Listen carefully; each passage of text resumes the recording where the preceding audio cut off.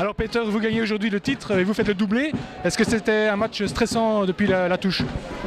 Oui, je crois que tous les matchs qu'on joue ici sont stressants. Quand tu es sur le terrain ou sur la touche, c'est toujours stressant. Et est-ce que l'équipe a appliqué la tactique plus que la finale de la Coupe?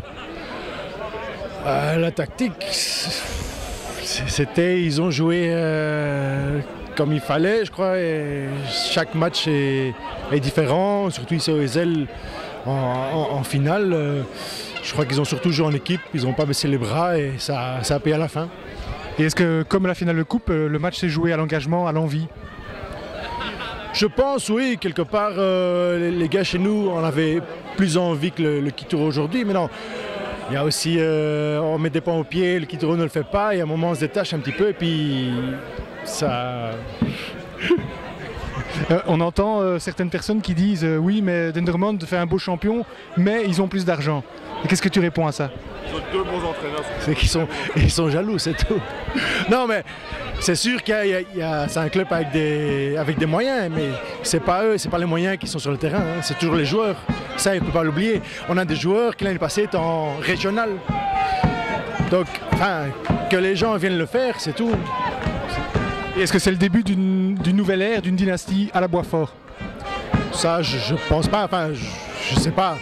Je pense que c'est un travail de toute une saison. Maintenant, il faut continuer sur la même lancée. Il faut voir les joueurs l'année prochaine, ce qu'ils ne sont pas capables de faire et on verra. Et au niveau du staff, pas de changement? Tu continues avec Hugues et Pierre? Non, moi j'arrête. Pour? Parce que tu apprends trop de temps ou... Non, ça fait 3 ans, avec le même groupe, on était en D2, on est monté en D1, c'était vraiment génial. Le groupe aussi, on s'est bien amusé. Je vais avoir 35 ans cette année, je me dis je vais prendre un autre tournant et on verra bien ce que ça donnera. Alors François, aujourd'hui le match était comme attendu difficile devant? Oui, très difficile, très difficile. Ils sont bien en place, ils ont des gros gabarits. Ils opposent un jeu vraiment rude et c'était assez dur de suivre. Ouais. Est-ce que c'était l'équipe la plus rude de la division? C'est certainement un des plus durs matchs qu'on a joué. Dire que c'était l'équipe la plus rude, peut-être, sans doute. Ils l'ont montré ce soir, hein, ils ont gagné. Donc, oui. Est-ce qu'aujourd'hui vous avez commis trop de fautes? Vous avez été trop sifflé par l'arbitre? On a été trop sifflé par l'arbitre, oui.